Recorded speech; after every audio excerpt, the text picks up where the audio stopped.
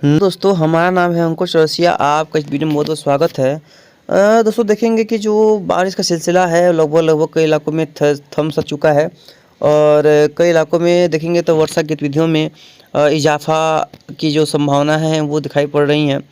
और जैसे देखेंगे जो पश्चिमी हवाएं हैं वो फिर से एक बार जोर पकड़नी शुरू हो चुकी हैं। ये जो पश्चिमी हवाएं देख पा रहे आप, यानी कि ठंडक में कमी तो बहुत अच्छी आई थी। अच्छी खासी ठंडक जो है वो कम हो चुकी थी भारत के मैदानी इलाकों से, लेकिन अब क्या है एक बार फिर से यहाँ पर ठंडक जो है वो बढ़ने की संभावना है। यानी ठंड यहाँ पर फिर से बढ़ती हुई नज़र आएगी, क्योंकि यहाँ पर फिर से पश्चिमी हवाएं वो चलनी शुरू हो चुकी हैं। और देखिए यहाँ पर एक ट्रफ बन रही है, तो यहाँ पर नमी भी है, तो यहाँ पर कुछ इलाकों में हल्की क्लाउडिंग या हल्की वर्षा अरेबियन सी में दिखाई पड़ेगी। बहुत ज़्यादा तो नहीं, लेकिन हल्की फुल्की रेनफॉल यहाँ पर ज़रूर से देखने को मिल रही होगी। इसकी पूरी संभावनाएं यहाँ पर नज़र आ रही हैं। दोस्तों अगर कल के दिन देखेंगे 23 तारीख के आसपास, तो देखिए 23 के आसपास पश्चिमी हवाएं काफ़ी प्रभावी रहेंगी, पहाड़ों पर से आ रही हैं, तो ठंडक यहाँ पर लगातार बरकरार रहने की पूरी संभावनाएं हैं। और देख पाएंगे जस्ट इसी दिन जो अरबियन सी का जो हवाएं हैं वो यहाँ पर महाराष्ट्र के क्षेत्रों के आसपास भी पहुँचती हुई नज़र आ रही हैं। यहाँ पर भी जो रेनफॉल की एक्टिविटी है वो बढ़ती हुई नज़र आएगी। और 23 के शाम को भी कंडीशंस लगभग सेम ही दिखाई पड़ रही है इसी तरह की। और देखिए जो यहाँ से अरेबियन सी से जो हवाएं हैं वो बरकरार रहेंगी। 24 के आसपास देखेंगे पश्चिमी हवा लगातार चलती रहेंगी, और 25 के आसपास भी पश्चिमी हवाओं का प्रभाव वो देश के इलाकों में बना रहने की संभावना है, जिससे ठंडक धीरे धीरे काफ़ी ज़्यादा बढ़ती नज़र आएगी। 26 के आसपास भी जो है ठंडक में बढ़ोतरी दर्ज की जाएगी। 27 के आसपास फिर से एक बार मध्य उत्तर प्रदेश तक पूर्वी हवाओं का चलन शुरू होगा। और 28 के आसपास देखेंगे तो 28 के आसपास से पूर्वी हवाएं पूरी अच्छे से देश में चलने लगेंगी, और काफ़ी ज़्यादा कह सकते हैं कि सिस्टम बनने की संभावना है। देखिए इतना स्ट्रॉन्ग सिस्टम अरब सागर में रहेगा, और उसी दौरान एक बंगाल की खाड़ी में नया सिस्टम उभरता हुआ आपको नज़र आएगा। और ये दोनों सिस्टम जो है ये दोनों सिस्टम काफ़ी स्ट्रॉन्ग सिस्टम दिखाई पड़ रहे हैं। और हालांकि एक सिस्टम कमज़ोर होकर के एक सिस्टम अगला वर्षा के लिहाज से एक अच्छा विकल्प बनेगा। 29 के आसपास देखेंगे तो जो सिस्टम है वो और उत्तर की तरफ बढ़ेगा। उसका देखिए जो अरेबियन सी का सिस्टम है केरल तट को पार कर जाएगा, लेकिन जो बंगाल खाड़ी का सिस्टम है देखिए इतना स्ट्रॉन्ग होता हुआ नज़र आ रहा है। अगर इसमें हवा का रफ्तार देखा जाए ये तो चक्रवाती तूफान बनेगा ही बनेगा। 170 किलोमीटर 180 किलोमीटर प्रति घंटे की रफ्तार की हवाएं हैं भाई, सब तबाही का मंजर होने वाला है। काफ़ी ज़्यादा स्ट्रॉन्ग हवाएं जो है दिखाई पड़ रही हैं, और क्योंकि ये बहुत लंबा टूर कर रहा है इसीलिए इसका जो हवा रफ्तार है वो काफ़ी ज़्यादा नज़र आ रही है। और यहाँ पर देखेंगे तो लगभग लगभग 180 किलोमीटर प्रति घंटे की रफ्तार से जो हवाएं हैं यहाँ पर चलती नज़र आ रही हैं। तो ये जो है एक खतरा वाला संकेत जो है वो निकल के सामने आ रहा है कि एक चक्रवाती तूफान बंगाल की खाड़ी में बनता दिखाई पड़ रहा है। और हालांकि ये देख पा रहे हैं कि जो पश्चिमी हवाएं हैं देखिए यहाँ से ये यहाँ पर इसके आसपास नहीं आ रही हैं, नहीं तो अन्यथा ये काफ़ी ज़्यादा स्ट्रॉन्ग हो सकता था। और एक तरीके से देखिए ये उड़ीसा के तट को क्रॉस करता हुआ टच करता हुआ ये जो बांग्लादेश की तरफ और उसके बाद म्यांमार की तरफ जाने की इसकी संभावना दिखाई पड़ रही है। तो यानी कि जो तमिलनाडु का कोस्ट है वो सुरक्षित बचता हुआ दिखाई पड़ रहा है, केरला का कोस्ट भी यहाँ पर सुरक्षित बचता हुआ दिखाई पड़ रहा है। तो इस खतरे से लेकिन ये सिस्टम जो है काफ़ी स्ट्रांग होगा, और जहाँ पर से गुजरेगा तबाही की वर्षा लेकर के आने वाला है। और साथ साथ में तबाही की वर्षा के साथ साथ तबाही की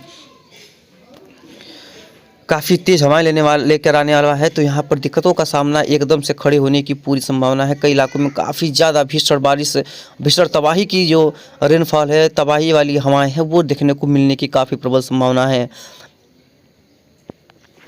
अब इसे बीच अगर जीएफएस मॉडल्स की भी बात करते हैं तो जीएफएस भी इसके बारे में क्या ही कहता है। तो इसका कुछ भी नहीं होने वाला। 24 के आसपास देखेंगे तो पश्चिमी हवाओं का प्रभाव देश में बना रहेगा, और 25 को भी यही रहेगा। और कंडीशन है 26 के आसपास देखिए तो यहाँ पर दिखा रहा है कि एक काफ़ी स्ट्रॉन्ग साइक्लोन, काफ़ी स्ट्रॉन्ग सिस्टम जो है बंगाल की खाड़ी में उभरता हुआ नज़र आ रहा है। ये तो भाई साहब क्या ही सिस्टम बना रहा है, मतलब कि ये एक प्रकार से बहुत स्ट्रॉन्ग सिस्टम को जो है डेवलपमेंट दिखा रहा है। और उसके बाद देखिए सिस्टम जो है धीरे धीरे मूव करेगा उसके बाद ये काफ़ी स्ट्रॉन्ग सिस्टम होने की संभावना है और विशालकाय बादलों का समूह बनने की उम्मीद रहेगी यहाँ पर। हालांकि कोस्ट पे तट के पास से निकल करके ये जो है उत्तर पूर्व की तरफ जाने की इसकी संभावना दिखाई पड़ रही है। देखिए उड़ीसा कोस्ट के आसपास पहुँचा और उसका देखिए ये जो है ये दिखा रहा है कि तट के अंदर ये प्रवेश करेगा और उसके बाद दिखाई पड़ रहा है कि ये महाराष्ट्र के आसपास जाकर के ये समाप्त होने की इसकी संभावनाएँ जो है वो नज़र आ रही हैं GFS के हिसाब से। हालांकि इतना ज़्यादा अंदर जाने की संभावना तो फिलहाल नहीं है, क्योंकि देखिए अभी भी यहाँ पर दूरियां हैं, समय है, जब तक सिस्टम बनता नहीं है उसके अच्छे से ट्रैक क्लियर कर पाना थोड़ा सा कठिनाई होता है। लेकिन यह है कि उम्मीद कर सकते हैं कि जो तटीय आंध्र प्रदेश से लेकर के तमिलनाडु का जो कोस्ट होगा वो खतरे से खाली नहीं रहने वाला। यहाँ पर भीषण बारिश की भी संभावना रहेगी और इसका प्रभाव तो पड़ेगा ही पड़ेगा और क्लाउड डेवलपमेंट भी होगा। 100, 200, 300 मिलीमीटर की वर्षा और साथ साथ में 100-200 किलोमीटर की प्रति घंटे की रफ्तार की विंड, ये बहुत ही डेंजरस हो सकता है। तो ये तबाही मचाने के लिए आ रहा है और कुछ भी करने के लिए नहीं आ रहा है, जो कि दिसंबर के महीने का साइक्लोन होगा और बहुत दिनों के बाद दिसंबर में साइक्लोन आ रहा है। तो ये भी एक रेयर फिनोमेना देखने को मिलने वाला है। दिसंबर में साइक्लोन बहुत कम आते हैं, नवंबर तक जो है वो साइक्लोन ज़्यादा आते हैं। हालांकि दिसंबर में साइक्लोन ऐसा नहीं है कि आते ही नहीं है, चाहे आए नहीं, आए हैं और इस बार भी आने की दिसंबर में ही संभावना है। तो तैयार रहिए, सतर्क रहिए, सुरक्षित रहिए, जो भी होगा इसके बारे में आपको बताते रहेंगे। और बात करें क्लाउडिंग की, क्लाउड बादलों वगैरह की देखेंगे तो देखिए जैसे हमने बताया था कि यहाँ पर देखिए कुछ बादल दिखाई पड़ेंगे और आपको यहाँ पर बादल कुछ दिखाई पड़ रहे हैं जहाँ हमने बताया था ट्रफ बनी हुई है।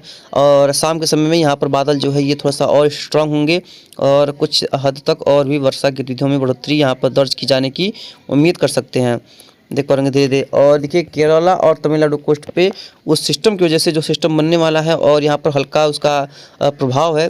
देखिए कितना ज़्यादा घने जो है बादल यहाँ पर बने हुए हैं और काफ़ी अच्छी खासी बारिश जो है यहाँ पर चल रही है और मूसलाधार वर्षा यहाँ पर कई इलाकों में देखने को मिल रही है। और देख पाएंगे यहाँ पर जो बाकी भारत का क्षेत्र है, देखिए नमी है, यानी कि ठंडक की वजह से नमी तो हर जगह पे अधिकतर दिखाई पड़ रही है।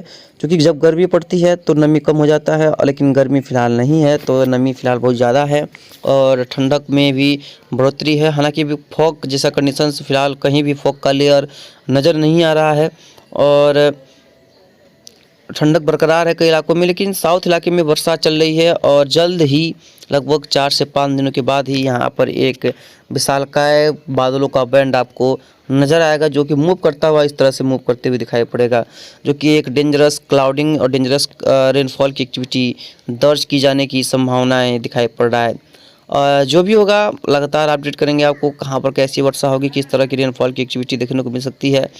मिलते हैं इस नेक्स्ट वीडियो में, तैयार रहिए, सतर्क रहिए, जैसे किसी प्रकार से दिक्कतों का सामना ना करना पड़े और आगे चल कर के भी आपको अच्छी से अच्छी जानकारियाँ मिल सके।